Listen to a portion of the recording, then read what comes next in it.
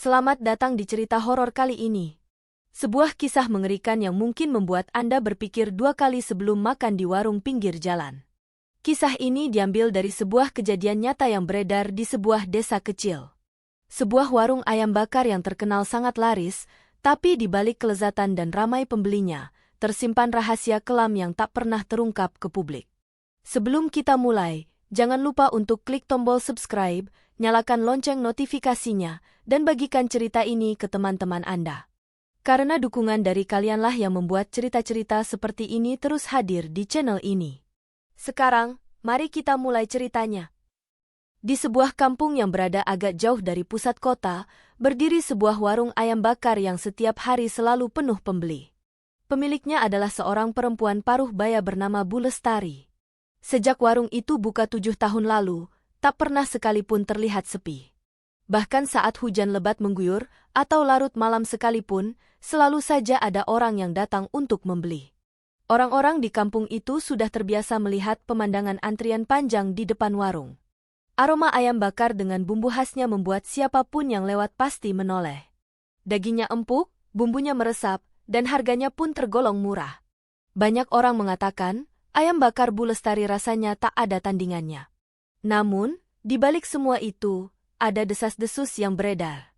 Beberapa warga percaya, keberhasilan warung tersebut tidak sepenuhnya karena rasa masakannya. Ada yang mengatakan Bu Lestari punya ilmu pesugihan.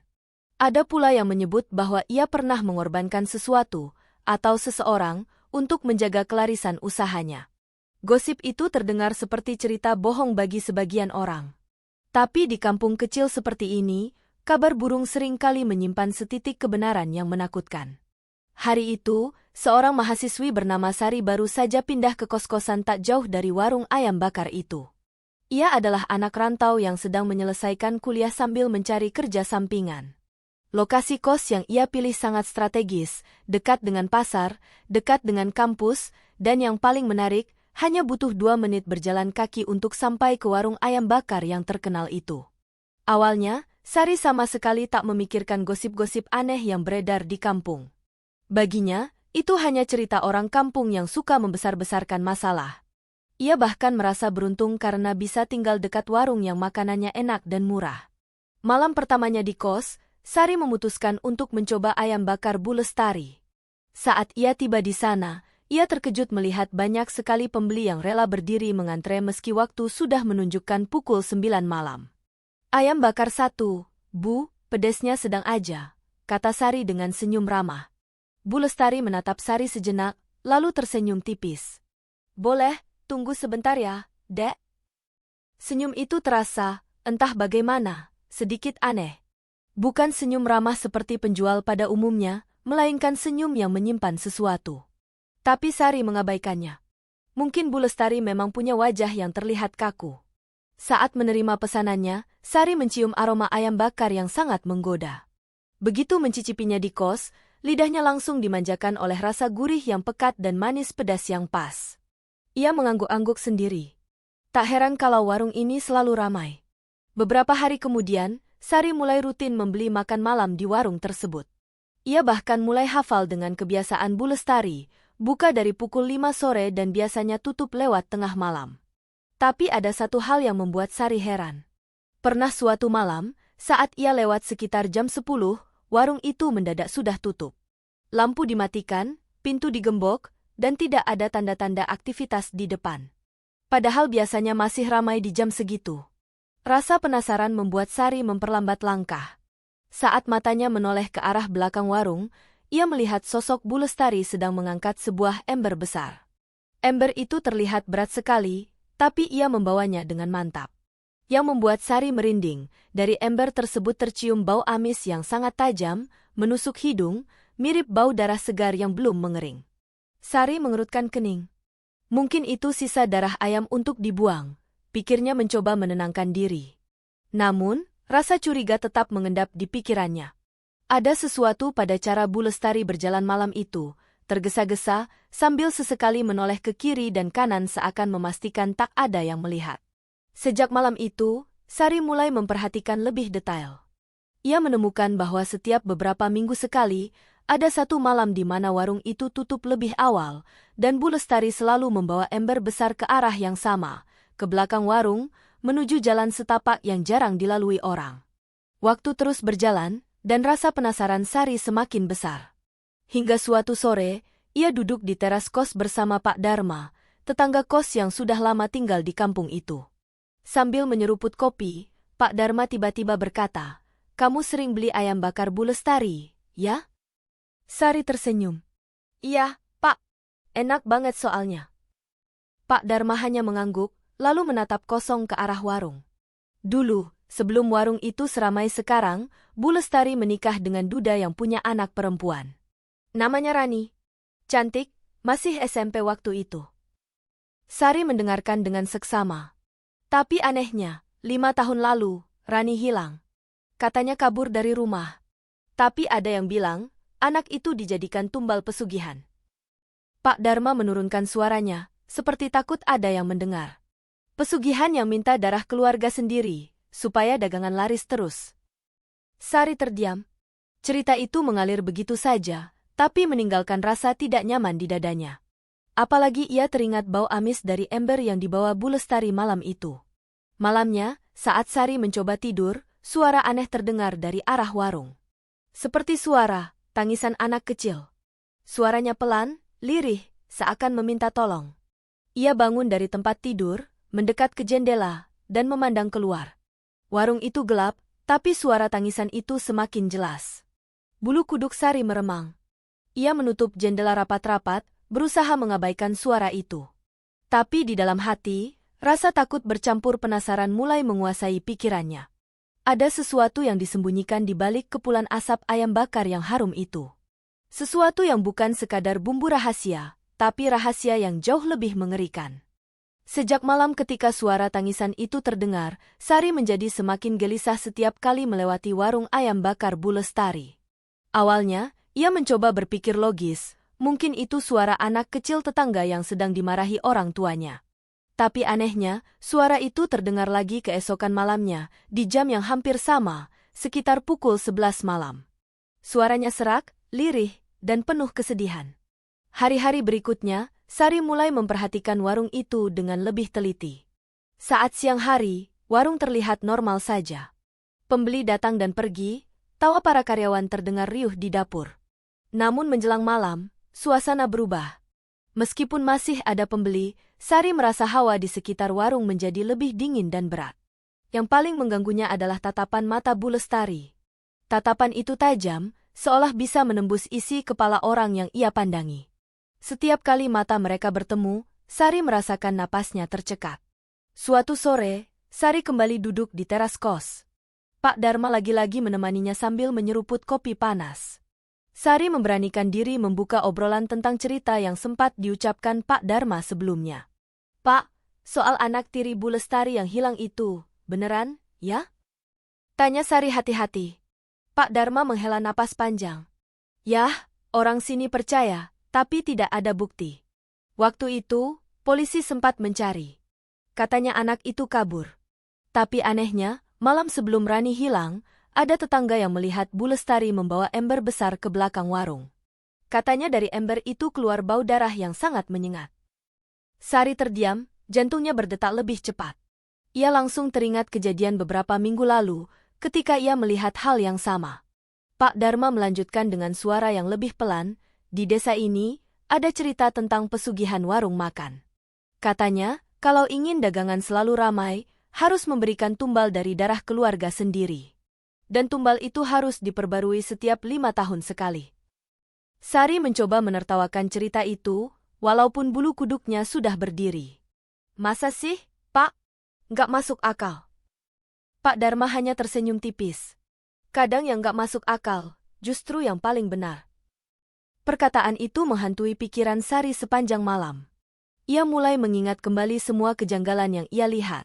Tatapan Bu Lestari, bau amis dari ember, suara tangisan anak kecil di tengah malam. Potongan-potongan itu seolah mulai membentuk gambar yang menakutkan di kepalanya. 2 hari kemudian, Sari pulang dari kampus agak larut. Saat melewati warung, ia melihat sesuatu yang tidak biasa. Pintu depan warung memang sudah ditutup, Tapi dari celah jendela, ia bisa melihat cahaya lampu redup di bagian belakang. Bayangan seseorang bergerak-gerak, seperti sedang menunduk lalu berdiri lagi. Gerakannya berulang-ulang, teratur. Rasa penasaran membuatnya melangkah lebih dekat. Dari balik jendela, samar-samar terdengar suara seperti orang berbicara sendiri, atau merapal sesuatu. Ada bau menyengat yang terbawa angin malam, bau yang sama seperti dulu ia cium, amis bercampur hangus, membuat perutnya mual. Belum sempat ia mengintip lebih jauh, pintu belakang warung terbuka. Sosok Bu Lestari muncul, matanya menyapu sekeliling. Untungnya Sari cepat menunduk dan bersembunyi di balik tembok. Napasnya ia tahan sekuat mungkin. Malam itu, Sari tidak bisa tidur. Pikirannya penuh dengan pertanyaan. Apa yang sebenarnya terjadi di warung itu? Apakah benar ada tumbal? Dan, kalau benar, siapa yang akan menjadi tumbal berikutnya? Keesokan harinya, ia mencoba mencari tahu lebih banyak. Ia bertanya-tanya secara halus kepada beberapa tetangga kos yang sudah lama tinggal di kampung itu. Salah seorang di antaranya, Mbak Tuti, akhirnya bercerita. "Kamu tahu nggak, Sar?" Katanya setiap 5 tahun sekali, warung Bu Lestari tutup satu malam penuh. Besoknya, warung itu buka lagi, dan langsung ramai pembeli. Katanya itu malam pesugihan. Sari menelan ludah. Pesugihan? Iya. Orang sini percaya kalau Bu Lestari pakai jalur gaib. Dia ngasih tumbal ke, entah jin atau setan penjaga warungnya. Ada yang bilang tumbalnya manusia, ada juga yang bilang cuma darah ayam hitam. Tapi, Mbak Tuti menunduk sedikit. Ada yang pernah lihat tangan anak kecil keluar dari ember yang dia bawa. Cerita itu membuat Sari semakin yakin ada sesuatu yang kelam di balik kesuksesan warung itu. Tapi ia juga sadar, menuduh tanpa bukti hanya akan membuatnya dianggap pembawa fitnah. Malam harinya, Sari sengaja tidak langsung masuk ke kamar kos. Ia duduk di dekat jendela, menatap ke arah warung. Lampu warung dimatikan pukul 10. Tapi sekitar setengah jam kemudian, lampu belakang menyala. Bayangan seseorang terlihat lagi, kali ini seperti sedang membungkuk ke sesuatu di lantai. Sari mencoba mengintip lebih dekat lewat celah pagar. Ia melihat Bu Lestari berdiri di depan sebuah meja besar. Di atas meja, ada sesuatu yang ditutupi kain putih, tapi dari bawah kain itu menetes cairan gelap ke ember di lantai. Cairan itu berbau anyir yang menusuk. Ketika Bu Lestari menyingkap kain itu sedikit, Sari hanya sempat melihat sekilas, rambut panjang yang basah, menempel di kulit pucat. Sari terhenyak, matanya membesar. Ia mundur perlahan, jantungnya hampir meloncat keluar. Dalam hati, ia berbisik, "Itu bukan ayam." Sebelum Sari sempat berpikir, pintu belakang berderit terbuka. Sosok Bu Lestari berdiri di ambang pintu, menatap lurus ke arahnya. Matanya dingin, bibirnya melengkung tipis. "Anak kos, malam-malam begini jangan suka keluyuran."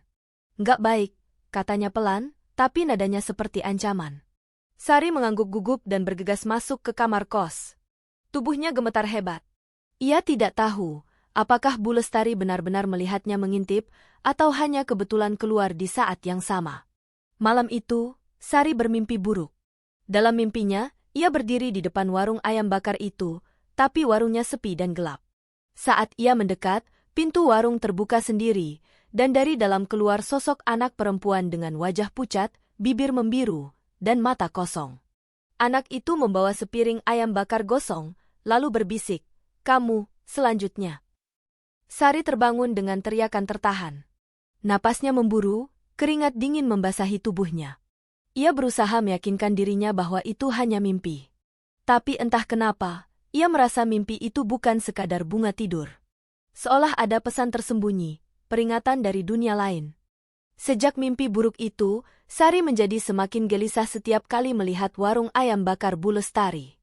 Tatapan Bu Lestari saat malam ia mengintip masih membekas di pikirannya. Tatapan yang terasa dingin, seperti memandang mangsa yang sudah pasti akan jatuh ke dalam perangkap. Hari-hari berlalu, tapi rasa penasaran Sari tidak berkurang. Justru semakin besar. Terlebih lagi, warung itu akan memasuki bulan ke-5 tahun ini, dan jika cerita Mbak Tuti benar, malam pesugihan itu mungkin sudah dekat. Rasa takut dan rasa ingin tahu bercampur menjadi satu, membuat pikirannya terus dipenuhi dugaan-dugaan buruk. Suatu malam, Sari sengaja keluar kos lebih malam dari biasanya.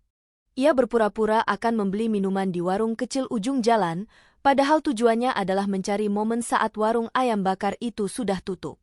Jam menunjukkan pukul 10:15 ketika ia kembali melangkah pelan menuju kos.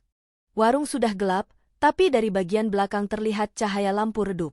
Pintu belakang setengah terbuka, membentuk celah yang cukup untuk melihat ke dalam. Dengan langkah hati-hati, Sari mendekat. Bau amis langsung menyambutnya begitu ia berada di dekat pintu. Bau itu bukan sekadar bau darah ayam, ini jauh lebih tajam, bercampur bau anyir yang membuat perutnya bergejolak. Ia menahan napas dan mengintip lewat celah pintu. Di dalam, ada sebuah meja kayu besar yang penuh noda merah gelap. Noda itu mengalir menetes ke lantai, menuju sebuah ember besar. Ember itu hampir penuh dengan cairan merah pekat. Di pojok ruangan, terlihat bungkusan kain goni berwarna coklat tua. Bungkusan itu basah dan mengeluarkan tetesan yang sama warnanya dengan isi ember. Bukan hanya itu, bentuk bungkusan itu terlalu menyerupai tubuh manusia. Ada lekukan yang mirip lutut, ada tonjolan yang mirip bahu. Sari merasa dadanya sesak. Tangannya gemetar memegang dinding. Ia menatap lekat-lekat bungkusan itu, berharap matanya salah melihat. Tapi tiba-tiba, bungkusan itu bergerak. Sangat pelan, seperti ada sesuatu di dalamnya yang mencoba meronta. Sari menahan teriakan. Napasnya tercekat, kakinya mundur setapak. Namun, ia tak sengaja menginjak ranting kering yang tergeletak di tanah. Suara krek yang keras memecah keheningan malam. Pintu belakang berderit lebih lebar. Bu Lestari muncul di ambang pintu, wajahnya separuh tertutup bayangan. Ia menatap Sari lurus-lurus, tanpa ekspresi. "Kamu, ngapain di sini?" Suaranya datar, tapi nada ancamannya jelas. Sari menelan ludah, mencoba tersenyum canggung. Maaf, Bu. Saya cuma jalan pulang. Nggak sengaja lewat." Tatapan Bu Lestari tak berubah. "Pulang sekarang? Jangan pernah lewat belakang warung ini lagi. Mengerti?" Sari mengangguk cepat, lalu berlari menuju pintu kos. Begitu pintu kamar tertutup, ia bersandar di dinding, mencoba menenangkan napasnya. Jantungnya berdegup kencang, keringat dingin membasahi pelipis. Malam itu, Sari tidak tidur. Pikirannya terus memutar ulang pemandangan yang ia lihat, meja penuh darah, ember berisi cairan merah pekat, dan bungkusan kain goni yang bergerak. Semua itu terlalu nyata untuk disebut sebagai imajinasi. Keesokan harinya, Sari memutuskan untuk mencari bukti. Ia tahu itu berbahaya, tapi ia tidak bisa membiarkan rasa penasaran ini menggerogotinya. Ia merencanakan sesuatu, berpura-pura ketinggalan dompet di warung, lalu kembali ketika warung sudah sepi. Malam berikutnya, Sari datang ke warung sekitar pukul 8 malam. Ia memesan ayam bakar seperti biasa, lalu membayar dengan wajah biasa-biasa saja. Saat hendak pergi, ia pura-pura merogoh tas dan berseru, "Aduh, kayaknya dompet saya ketinggalan di kamar. Nanti saya balik lagi ya, Bu." Bu Lestari hanya mengangguk tanpa banyak bicara. Sari kembali ke kos, menunggu sampai jam menunjukkan pukul 10 lewat. Lalu, dengan hati-hati, ia berjalan menuju warung yang kini sudah gelap. Lampu belakang masih menyala samar. Ia melangkah ke pintu belakang, membuka celahnya sedikit lebih lebar. Kali ini, ia melihat lebih jelas. Meja itu kembali penuh noda merah. Di atasnya, ada potongan daging besar yang ia yakini, bukan daging ayam. Bentuk dan ukurannya terlalu mirip lengan manusia. Di sudut ruangan, bungkusan kain goni itu sudah tidak bergerak lagi. Tapi di sampingnya, ada sesuatu yang membuat darahnya berdesir. Boneka lusuh, setengah basah, tergeletak di lantai. Boneka itu mengenakan gaun anak-anak, penuh bercak merah. Sari hampir pingsan. Tapi ia memaksa dirinya untuk mengingat detail ruangan itu. Ia tahu, jika ingin mencari pertolongan, ia harus punya bukti kuat. Namun sebelum ia bisa mundur, suara langkah kaki terdengar mendekat. Sari buru-buru bersembunyi di balik tumpukan karung beras di sudut dekat pintu. Dari celah karung, ia melihat Bu Lestari masuk membawa nampan berisi kemenyan yang terbakar dan mangkuk berisi cairan merah. Ia mulai merapal sesuatu dalam bahasa yang tidak dimengerti Sari. Asap kemenyan memenuhi ruangan. Bu Lestari meneteskan cairan merah itu ke lantai, mengitari bungkusan kain goni, lalu memejamkan mata sambil melanjutkan rapalan. Tak lama kemudian, suara, seperti bisikan lirih terdengar dari dalam bungkusan. Suara anak kecil, menangis, berkata, "Tolong, jangan." Sari menutup mulutnya rapat-rapat agar tidak menjerit. Tubuhnya gemetar hebat, matanya panas menahan air mata. Ia tak pernah merasa setakut ini seumur hidup. Ritual itu berlangsung sekitar 10 menit. Setelah selesai, Bu Lestari mengangkat ember besar dan membawanya keluar lewat pintu belakang, menuju jalan setapak yang gelap. Sari menunggu beberapa menit sebelum akhirnya keluar dari persembunyian dan berlari pulang sekuat tenaga. Malam itu, Sari sadar, ia kini memegang rahasia yang sangat berbahaya. Rahasia yang, jika salah langkah, bisa membuatnya menjadi korban berikutnya. 2 hari setelah kejadian itu, malam Jumat Kliwon pun tiba. Udara terasa lebih dingin dari biasanya, dan langit diselimuti awan gelap pekat. Angin berhembus membawa aroma tanah basah bercampur bau dupa yang samar-samar tercium entah dari mana. Sari sudah mempersiapkan diri. Sejak sore, ia memutuskan untuk tidak keluar kamar kos, hanya mengintip dari jendela. Ia tahu, berdasarkan cerita warga, malam seperti inilah yang diyakini sebagai waktu pesugihan Bu Lestari. Jika ia ingin mengetahui kebenarannya, malam ini adalah kesempatan terakhir, meskipun taruhannya adalah nyawanya sendiri. Sekitar pukul 11 malam, lampu warung ayam bakar itu padam. Namun, beberapa menit kemudian, dari jendela belakang terlihat cahaya redup seperti lilin. Sari menunggu dengan sabar. Jantungnya berdebar cepat ketika melihat Bu Lestari keluar dari pintu belakang, membawa nampan besar. Di atas nampan itu ada kepala ayam hitam yang sudah dipotong, beberapa potongan daging yang tampak mentah, mangkuk berisi cairan merah pekat, dan seikat kembang 7 rupa. Dengan tangan satunya, Bu Lestari menarik ember besar yang diseret di tanah. Ember itu berat, terdengar bunyi gesekan besi dan tanah, dan meneteskan cairan merah di sepanjang jalan setapak. Sari mengikuti dari kejauhan. Ia berjalan perlahan, menunduk, dan sesekali berhenti ketika Bu Lestari menoleh ke belakang. Jalan setapak itu semakin gelap dan sunyi, jauh dari rumah-rumah penduduk. Hanya suara serangga malam dan langkah kaki mereka yang terdengar. Akhirnya, mereka tiba di sebuah sumur tua, letaknya di tengah kebun bambu yang lebat. Sumur itu sudah lama tidak digunakan untuk air, dindingnya dipenuhi lumut tebal, dan di sekitarnya terdapat patok-patok kayu dengan kain merah yang diikat di ujungnya. Bu Lestari meletakkan nampan di pinggir sumur, lalu duduk bersila. Ia menyalakan kemenyan dan mulai merapal mantra dalam bahasa yang tidak dimengerti Sari. Suaranya rendah, tapi ada nada yang membuat bulu kuduk meremang. Setelah beberapa menit, Bu Lestari berdiri dan mengambil ember besar itu. Dengan gerakan perlahan namun mantap, ia menuangkan isinya ke dalam sumur. Bunyi cipratan terdengar nyaring di tengah sunyi malam. Aroma amis yang menyengat langsung memenuhi udara. Sari menahan napas, mencoba melihat isi ember. Dari celah cahaya lilin, ia melihat sesuatu yang membuat darahnya membeku. Sebuah bungkusan kain goni, sama persis dengan yang ia lihat di warung, jatuh ke dalam sumur. Namun kali ini, bungkusan itu tidak diam. Tiba-tiba, kain itu bergerak, dan dari salah satu ujungnya keluar tangan kecil, pucat, dengan jari-jari yang gemetar lemah. Suara lirih terdengar, "Tolong, keluarkan aku."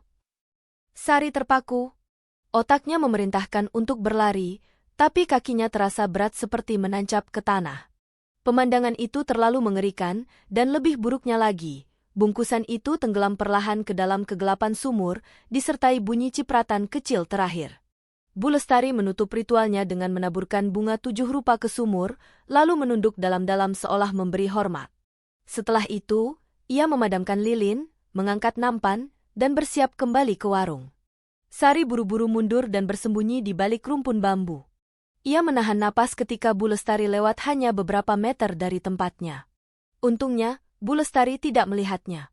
Begitu Bu Lestari menjauh, Sari keluar dari persembunyian. Ia mendekati sumur tua itu, mencoba melihat ke dalam. Namun, gelap pekat menelan segala yang ada di dalamnya. Hanya bau amis dan aroma bunga layu yang tersisa. Sari tahu ia sudah melihat sesuatu yang seharusnya tidak ia lihat. Rasa takutnya berubah menjadi campuran kemarahan dan tekad. Ia ingin melapor ke polisi, meski ia tahu risikonya besar. Tapi bagaimana caranya? Ia tidak punya bukti selain matanya sendiri, dan semua warga sepertinya lebih memilih diam. Malam itu, Begitu sampai di kos, Sari langsung menulis semua kejadian secara detail di buku catatannya. Ia berharap, jika sesuatu terjadi padanya, setidaknya ada yang bisa membaca catatan itu. Namun, saat ia hendak menyimpan buku itu, angin malam berhembus kencang lewat jendela yang sedikit terbuka. Bersamaan dengan itu, terdengar suara pelan dari arah pintu kamarnya. Ketika ia menoleh, tubuhnya langsung membeku. Di depan pintu berdiri sosok anak kecil berwajah pucat, rambut basah menutupi sebagian wajahnya. Gaunnya lusuh dan penuh bercak merah. Anak itu menatap Sari dengan mata kosong, lalu tersenyum tipis sambil berbisik, "Kamu mau gantikan aku, kan?" Warung ayam bakar Mak Sarmi tampak biasa saja di siang itu. Ramai pembeli, aroma sedap ayam bakar tercium dari kejauhan. Tidak ada yang menyangka bahwa di balik semua itu, sebuah rahasia mengerikan akan segera terbongkar. Pak Joko dan warga yang sejak semalam berjaga, akhirnya memutuskan untuk memanggil pihak berwajib. Mereka melaporkan semua hal aneh yang sudah terjadi, mulai dari suara tangisan, sosok anak kecil, hingga aroma busuk yang datang dari dapur belakang warung. Polisi datang dengan 2 mobil patroli. Warga pun berkumpul, ingin tahu apa yang akan ditemukan. Mak Sarmi tampak gugup, tangannya gemetar ketika polisi meminta izin memeriksa seluruh sudut warung. "Ibu, kami mendapat laporan ada bau busuk dari sini. Mohon kerjasamanya," kata salah satu polisi tegas. Mak Sarmi berusaha tersenyum, tetapi wajahnya pucat. "Oh, mungkin itu tikus mati, Pak. Silakan diperiksa." Polisi bersama warga masuk ke dapur belakang. Aroma busuk itu semakin menyengat. Salah satu petugas menunjuk sebuah pintu kecil di dekat tungku pembakaran. Pintu itu terkunci. "Kunci, Bu? Mana kuncinya?" tanya polisi. Mak Sarmi terdiam. Tangannya mengepal, lalu perlahan mengeluarkan kunci dari saku celemeknya. Begitu pintu dibuka, semua orang menutup hidung mereka. Di dalam ruangan sempit itu, terbaring sesosok tubuh kecil, sudah membusuk, terbungkus kain jarik. Warga terdiam. Beberapa menjerit histeris. Tubuh itu ternyata adalah anak tiri Mak Sarmi yang dikabarkan hilang setahun lalu. Pak Joko langsung melangkah mundur, tubuhnya lemas. Warga berdesakan ingin melihat, tapi polisi menahan mereka. Salah satu petugas forensik yang ikut datang berbisik pada rekan polisinya. "Ini bukan kematian wajar. Ada tanda-tanda ritual, lihat bekas lilin dan sesaji di pojok." Di pojok ruangan itu, ada meja kecil penuh darah ayam, bunga 7 rupa, kemenyan, dan foto warung ayam bakar Mak Sarmi. Semuanya mengarah pada satu hal, pesugihan. Mak Sarmi akhirnya tak bisa lagi berbohong. Diinterogasi di tempat, ia menangis terseduh-seduh. Aku terpaksa. Warung ini dulu hampir bangkrut, suamiku pergi. Orang pintar itu bilang kalau aku mau kaya, aku harus mengorbankan darah dari keluarga sendiri. Aku tak sanggup, tapi setan itu menagih." Pengakuan itu membuat warga merinding. Polisi langsung menggiring Mak Sarmi ke mobil. Sementara itu, tubuh anak kecil itu dibawa ke rumah sakit untuk diautopsi. Namun yang paling menyeramkan adalah, sejak mayat itu diangkat, beberapa warga mengaku melihat sosok anak kecil berdiri di depan warung, menatap tajam ke arah Mak Sarmi.